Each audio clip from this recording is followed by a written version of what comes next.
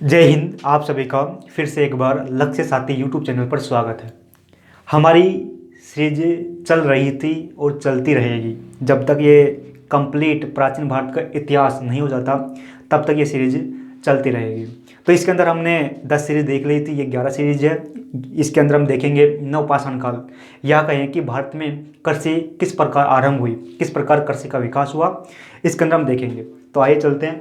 तो जैसे कि हमारा टॉपिक है कि नवपाषाण काल, जिसके उपकरण या कहें कि कृषि के उपकरण भारत के अंदर, अर्थव्यवस्था भारत की नवपाषाण कालीन, है ना। और फिर नवपाषाण काल क्रांति क्या है, कृषि फसलें कि किस प्रकार एक जंगली फसल को हमने कृषि फसल बनाई और उसको हम खाने लगे। फिर मर्तभान क्या है कि मर्तभान, फिर साक्ष्य कि हमको जो हमारे नवपाषाण काल या कृषि उत्पादन के जो साक्ष्य मिलते हैं, जैसे कि सिंध से प्राप्त हुए, राजस्थान, कश्मीर, इसके बारे में देखने वाले हैं। तो हम बात करें कि नवपाषाण काल की, तो नवपाषाण काल जैसे ही मध्य पाषाण काल जाता है तो हमारा नवपाषाण काल आरंभ हो जाता है। तो इतिहास में क्या होता है कि ये जो प्राचीन भारत का इतिहास है जिसके अंदर पाषाण काल हो गया, तो यहाँ के काल निर्धारण की तो जाती है लेकिन स्पष्ट नहीं की जा सकती, क्योंकि एक जो इतिहासकार वो अलग बताएगा, दूसरा इतिहासकार अलग बताएगा। तो जैसे ही हम लगभग मान सकते हैं कि 5000 ईस्वी पूर्व जब नवपाषाण काल आता है, उसी समय कृषि उत्पादन भी आरंभ होता है। तो तब से लेकर जैसे ही इतिहास आरंभ होता है, या कहें कि 700 ईस्वी पूर्व तक, उसके बारे में हम देखने वाले हैं। तो इसके अंदर बात करें कि हम नवपाषाण काल किसे कहते हैं, नवपाषाण काल आखिर है क्या। तो नवपाषाण काल के अंदर अंदर है ना, नवपाषाण काल के अंदर जो कृषि उत्पादन किया जाने लगा, यह कहें कि पहली बार जो खाने की सामग्री है जिसके उत्पादन करने के लिए कृषि की गई। फिर इसी जो नवपाषाण काल है, इसी काल के अंदर पहली बार मानव ने जो पशु पक्षियों को पालना, पशुओं को जैसे कि बकरी भेड़ या गाय का बकरी भेड़, इनको पालना प्रारंभ कर दिया। ये हमारे नवपाषाण काल के मध्य हुआ। फिर जैसे कि ये जो नवपाषाण काल के जो प्रमुख पहलू है, इसके अंदर नवपाषाण काल के अंदर इनका विकास हुआ, जैसे खाद्य सामग्री जैसे कृषि की जाने लगी और पशुओं को पालतू बनाया गया। फिर हम देखें कि उपकरण कि जो नवपाषाण काल या नवपाषाण काल में जब कृषि की जाती थी, खेती की जाती थी, तो किस प्रकार के उपकरणों का या कहें कि औजारों का प्रयोग किया जाता था। तो जैसे ही कि नवपाषाण काल आरंभ होता है तो उस समय कृषि उत्पादन के लिए पत्थरों का प्रयोग किया जाता है। जैसे कि पत्थर है, इस पत्थर को नुकीला बनाया जाता है और एक जो कृषि कार्य में नुकीला बनाकर कृषि कार्य किया जाता है। फिर जैसे ही समय गुजरता है ना, और जैसे ही समय गुजरता है तो फिर धीरे धीरे जो तांबे का प्रयोग किया जाने लगता है, यानी कि पत्थर का प्रयोग सिंधु घाटी सभ्यता से पहले किया जाता है। और जैसे सिंधु घाटी सभ्यता आती है तो उस समय यहाँ पर तांबे का प्रयोग किया जाने लगता है। और जैसे ही तांबा जैसे कि जो सिंधु घाटी सभ्यता समाप्त होने लगती है, वैदिक सभ्यता का अंत होने लगता है, तो उस समय भारत के अंदर लोहा का प्रयोग किया जाने लगता है। यानी कहने का मतलब यह है कि खेती के लिए या कहें कि नवपाषाण काल में औजार, हथियार या खेती के लिए प्रयोग किए जाने वाले साधन में पहले नंबर पर आता है, ये होता है जो क्या कहते हैं, तांबा, है ना। फिर उसके बाद में आता है, वो आता है हमारा, पहले नंबर पर पत्थर आते हैं, फिर आता है तांबा, फिर आता है हमारा लोहा। तो अब हमारे इतिहासकार है ना, इन इतिहासकारों ने माना है कि जो आरंभिक जो नवपाषाण काल था, यहाँ पर क्या था कि तांबे का हमको अंश बहुत, जो हमारी धातु है, तो धातु के हमको अंश नहीं मिलते हैं। यानी कि ये अनुमान तो लगाते हैं कि भाई उस समय प्रयोग किया जाता होगा, लेकिन प्रत्यक्ष साक्ष्य नहीं मिल पाते हैं। तो जब साक्ष्य नहीं मिल पाते हैं तो जो आरंभिक जो नवपाषाण काल था, तो उस समय क्या हुआ कि इतिहासकारों ने कहा कि ये क्या है कि ताम्रपाषाण काल है। ताम्रपाषाण काल का उस समय के जो कृषि में प्रयोग किए जाने वाले जो औजार थे, या कहें कि घरेलू कार्यों में जो प्रयोग किए जाने वाले औजारों को कहा ताम्रपाषाण स्तर। अब ये ताम्रपाषाण के अंदर है ना, ताम्रपाषाण के अंदर जो तांबे के औजार हैं उनका भी प्रयोग किया जाता है और पत्थर के औजार का भी प्रयोग किया जाता है। यानी कि ताम्रपाषाण स्तर उसे कहा जाता है कि जिसके अंदर तांबे का प्रयोग भी किया जाता था और साथ ही पत्थर के जो औजार थे उनका प्रयोग भी किया जाता था। अब इसके बारे में देखें कि हमारी जो नवपाषाण काल है, या कहें कि नवपाषाण काल है, तो नवपाषाण काल में जो अर्थव्यवस्था या कहें कि जो आर्थिक स्रोत, क्या अर्थव्यवस्था के क्या क्या थे।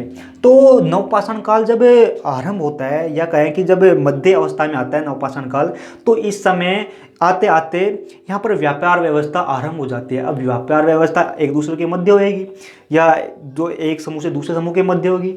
तो ये व्यापार व्यवस्था स्थापित हो गई थी हमारे नवपाषाण काल में, व्यापार करने लग गए थे, है ना। तो व्यापार के अंदर जो मुख्य रूप से करते थे व्यापार, तो उनके अंदर मुख्य रूप से था विलासिता की वस्तु। विलासिता जैसे कि सुख, जैसे कि कह सकते हैं गहने हो सकते हैं, या कहें कि घर में प्रयुक्त किए जाने वाले हो सकते हैं, जैसे कि मटका वगैरह, मटका, है ना। इस प्रकार के जो व्यापार तंत्र से जुड़े हुए थे, व्यापार किया जाता था, है ना।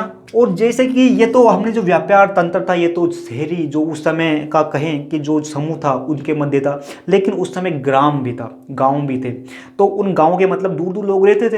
अब दूर दूर जब लोग रहते थे तो इनकी जो अर्थव्यवस्था का प्रमुख साधन था वो था खाद्य उत्पादन, यानी कि खेती करते थे और खेती करके जो उत्पादन होता था, या कहें पशुओं को पालते थे और पशुओं को पालकर उनसे कुछ प्राप्त होता था, जैसे कि दूध हो गया, है ना। इन पशुओं यानी कि ग्रामीण जो अर्थव्यवस्था के प्रमुख साधन थे वो जो कृषि थी और कहें कि पशु थे।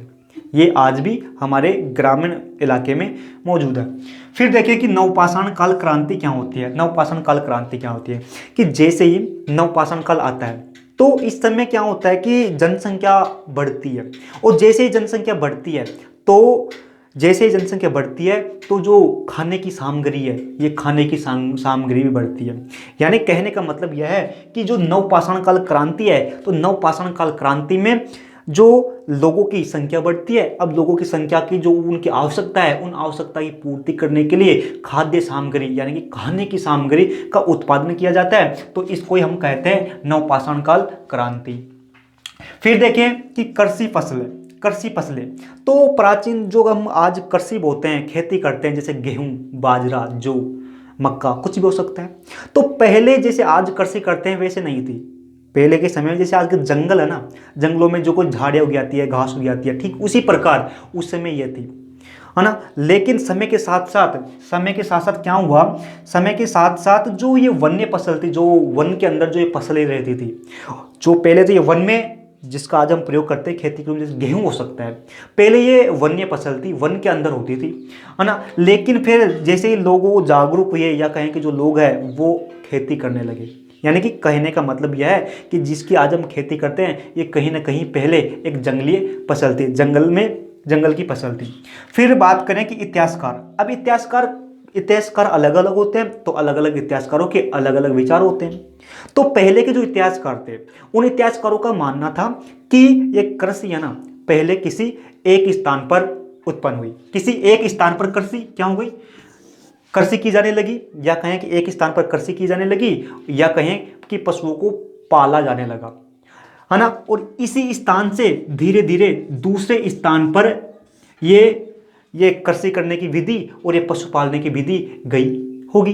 पहले के इतिहासकार ये मानते थे, है ना। लेकिन जैसे ही नए इतिहासकार आते हैं अब के इतिहासकारों का मानना है, शोध किया इन्होंने, तो फिर इसका परिणाम निकला कि भाई खेती है ना, जो खेती करते हैं तो ये अलग अलग स्थानों पर अलग अलग प्रकार से विकसित हुई, है ना। और जो पशु पालते हैं ना, तो पशु भी अलग अलग स्थानों पर उत्पन्न हुए। यानी कि पहले का विचार था कि एक स्थान पर खेती की जाने लगी, फिर धीरे धीरे यहाँ से फैल गई, है ना, ये विधि। लेकिन अब जो नए इतिहासकार उनका मानना है कि ये खेती है ना, खेती और पशुपालन ये अलग अलग स्थानों पर अलग अलग समय पर विकसित हुई। फिर अब हम देखें कि मर्तबांड क्या होते हैं। तो मर्तबांड जैसे ही खेती की जाने लगी तो उससे उत्पादन हुआ, या कहें कि जैसे पशुपालन किया जाने लगा तो पशुओं के द्वारा जो हमें प्राप्त होता है, जैसे दूध हो गया, वो प्राप्त होने लगा। तो उनको रखने के लिए ऐसे बर्तन की आवश्यकता है जो उनको रख सके। तो जो उस समय के मानव थे, उन्होंने अपने हाथों से मिट्टी के बर्तन बनाए बड़े बड़े, या कहें है ना, तो उन्होंने कोई हम कहाँ क्या क्या कहते हैं, मिट्टी के बर्तन, कोई मर्त भांड कहते हैं।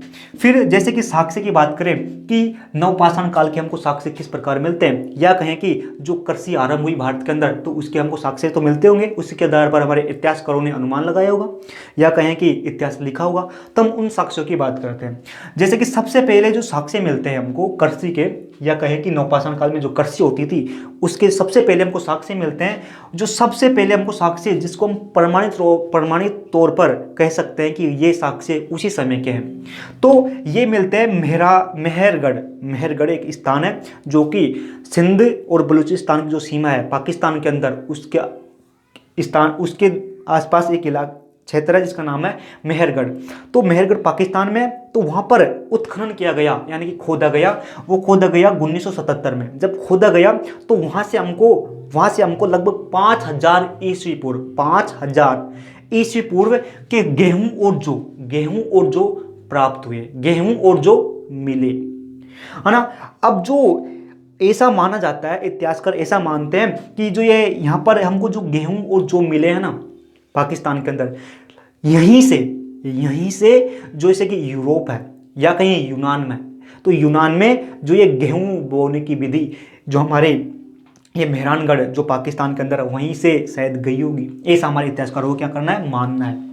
फिर बात करें कि राजस्थान के अंदर हमको साक्ष्य मिले, तो राजस्थान के अंदर एक झील है, उस झील के अंदर काठ कोयला है, तो उसके अंदर जो हमको जो अन्न है तो अन्न के अवशेष मिले। फिर इसके बाद में कश्मीर है, तो कश्मीर के अंदर श्रीनगर है, श्रीनगर के पास एक स्थान है जहाँ से हमको अवशेष मिले हैं नवपाषाण काल के। तो यहाँ पर इन अवशेषों में हमको मर्तभांड मिले हैं, सुइया मिली है, पत्थर की कुल्हाड़ियाँ मिली है, फावड़े मिले हैं, चूल्हे मिले हैं और चाकू मिले हैं, है ना।